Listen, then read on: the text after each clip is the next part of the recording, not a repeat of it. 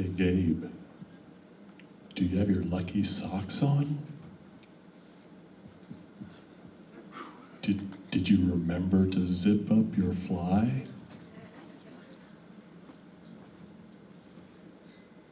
Good evening, everyone.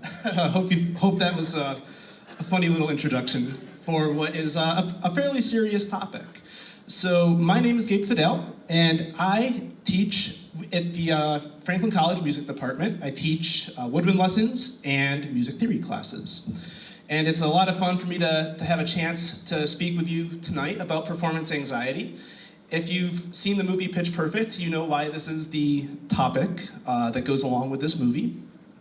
So could I ask to see a show of hands, how many of you would consider yourself a performer of some type, whether you're a musician or in theater? So quite a few of you. Okay.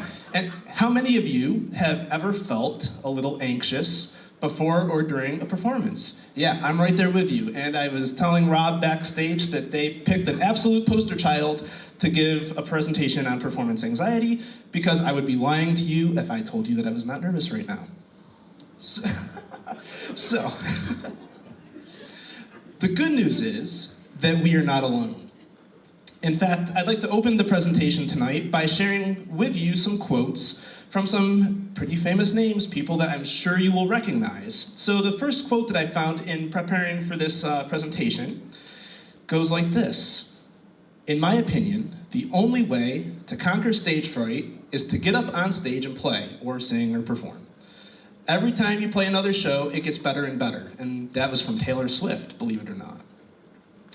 And if we go into the more classical side of that, there's another quote that says, "Stage fright is my worst problem. A voice is very intimate. It's something of your own. So there's always this fear because you feel naked. There's a fear of not reaching up to expectations." And that was by Andrea Bocelli. Someone else that you may have heard of, Stevie Nicks from Fleetwood Mac, said, "If you have stage fright, it never goes away. But then I wonder, is the key to that magical performance because of fear?" And I certainly hope not, but I certainly hope that I can share with you some ways to conquer the dragon a little bit. A couple others that I found really interesting.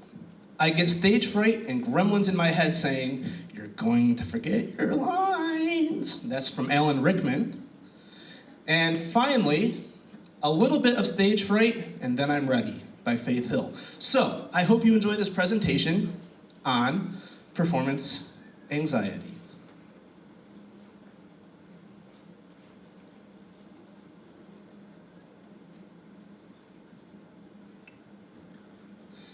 There we go.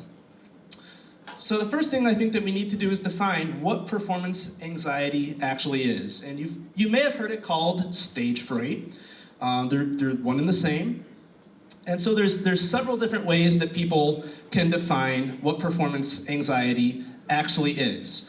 And the scary thing about performance anxiety is you never quite know when it's gonna strike. It could strike 10 minutes before you go on stage. It could strike a week before you go on stage. And then so there's certain ways in which we have to help combat that. So I figured a good exercise would be this. If you would, take 10 seconds to read the words on the screen.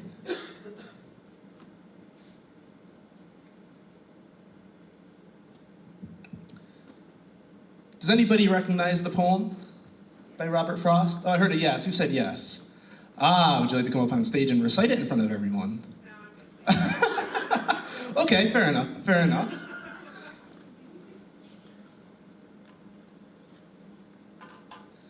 There's also some familiar tunes. I heard that we're hopefully gonna have several singers in the audience tonight.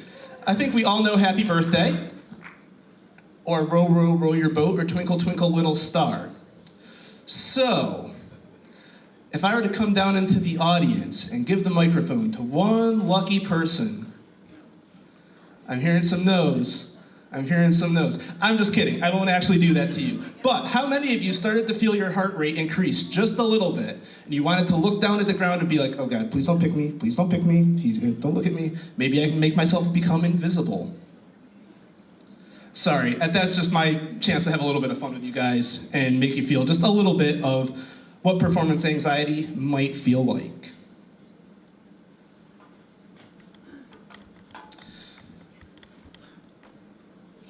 So when I was kind of looking into what performance anxiety is, keeping in mind that I am not a neuroscientist, I am not a psychiatrist, I'm not a psychologist, I'm just a simple musician. I'm a performer that suffers from this thing called performance anxiety.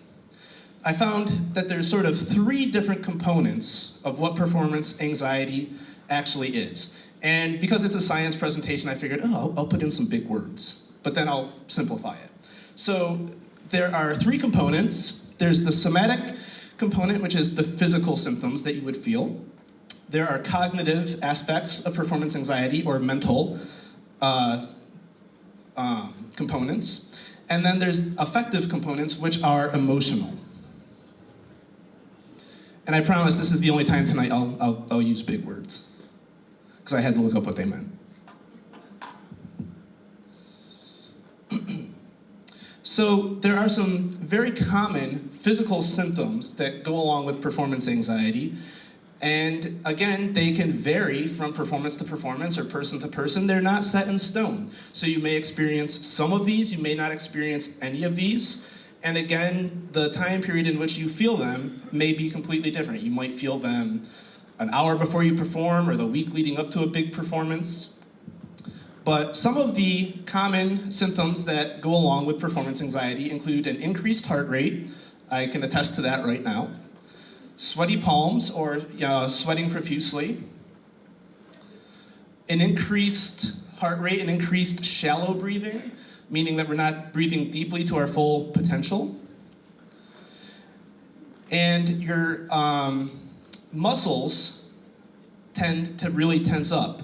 So as a doctoral performance major, I had to give, I think, 5 or 6 recitals for my doctoral degree. And after each performance, I'd always go in thinking to myself, oh, I'm perfect. I'm not gonna get nervous and I won't get tense. But the next day, after the performance, I would realize how incredibly sore I actually was, because my muscles, without me actually knowing it, got really, really tense, especially for me, in my legs and in my back. So those are some of the common physical symptoms, if you will, of performance anxiety. Some other things that unfortunately go along with it include dry mouth, hence the water bottle, trembling, and a feeling of nausea, and even sometimes vision changes. I can remember vividly playing one of my juries as an undergrad, and for those of you that don't know what a jury is, that's a final exam, basically, for a performance major. And you go and you play a piece in front of all of the Woodman professors, and they grade you. So I went in for this jury, and I was looking out at the room filled with my professors, people that were gonna be assigning my final grade for the semester. And I remember the whole room turning green. The whole room turned green, and the people that I was looking at became like these little white balls of light. And I thought to myself, I'm going to pass out. And I played the jury, I don't remember much about it, and somehow I'm still here. So obviously performance anxiety is overcomable. So some emotional responses of performance anxiety include an increased feeling of self-doubt. The little voice that we heard saying, do you have your lucky socks? Will people like you? Is your shirt tucked in? Are you trailing anything behind your shoes? Will I remember what I'm doing? Will I remember my lines? Will I mess up? For me, my big fear was, will my read split or will my read work? So these are all sort of mental games that as a performer, we play with ourselves. One of the worst things that happen is when we blank out.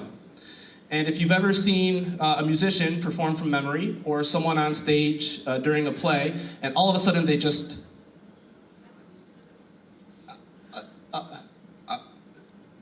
everything disappears. It's unfortunate and it happens. I've been there and I've done it.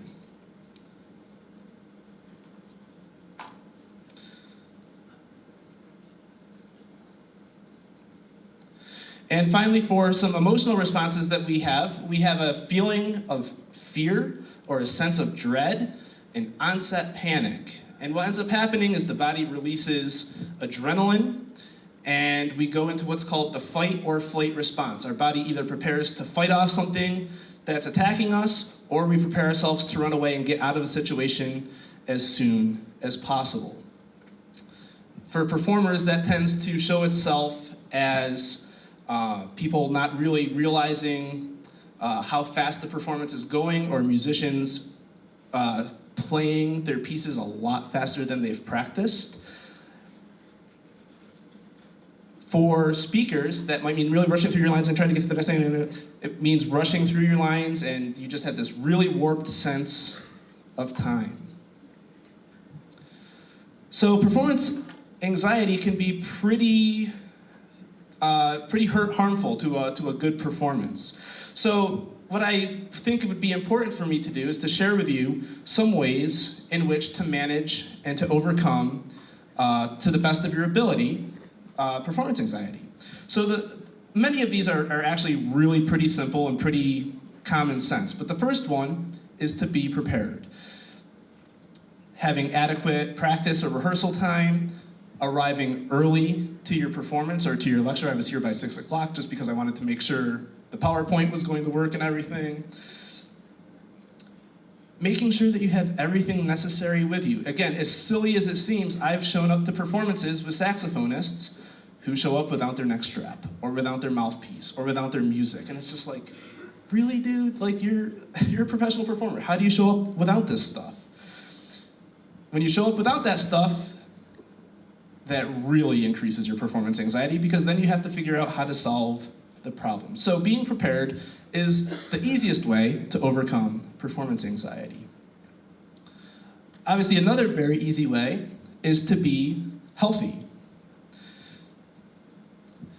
Stay hydrated with water. I have to remind my students of that sometimes. No, I'm just kidding. Just kidding, I am just kidding. Limit, believe it or not, your caffeine intake. So as students and as teachers, a lot of times we rely a lot on coffee and energy drinks, but don't do that. If you limit the amount of caffeine, that'll help your heart rate stay lower. And also lower your sugar intake. Don't drink a ton of soda, don't drink a bunch of sweet tea. The best thing to drink before any kind of performance is just a lot of water. A lot of water.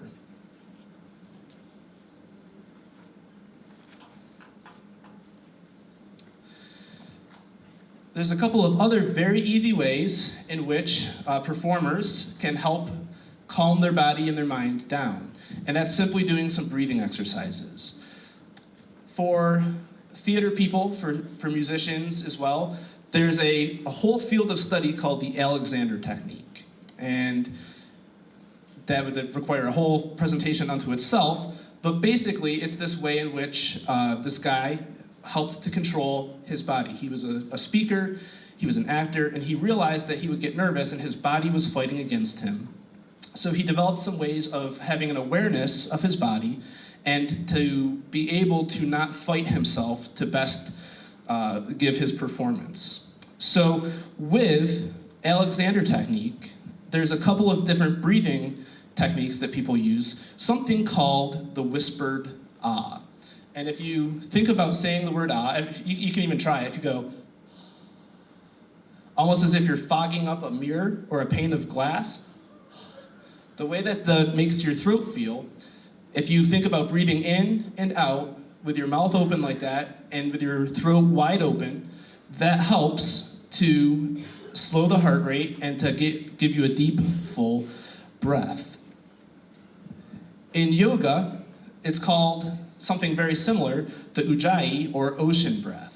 And unlike Alexander technique, if you're doing this in yoga, typically one does it in and out through the nose.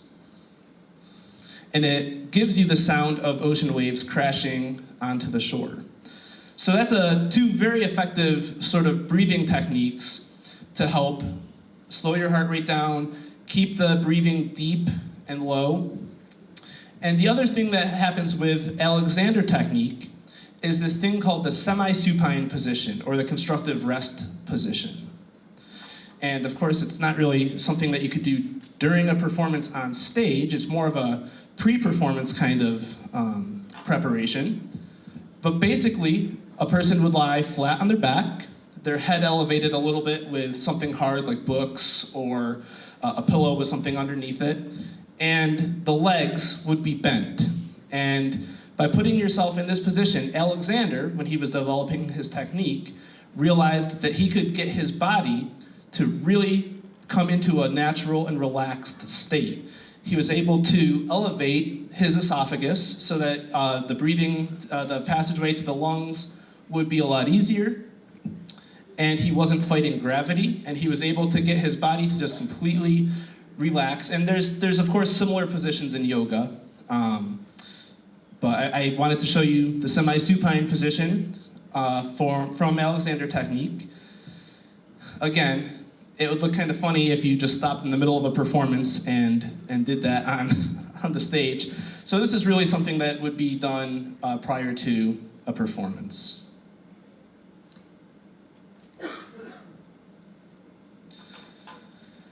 The final couple of things that you can do to help with performance anxiety include getting plenty of exercise.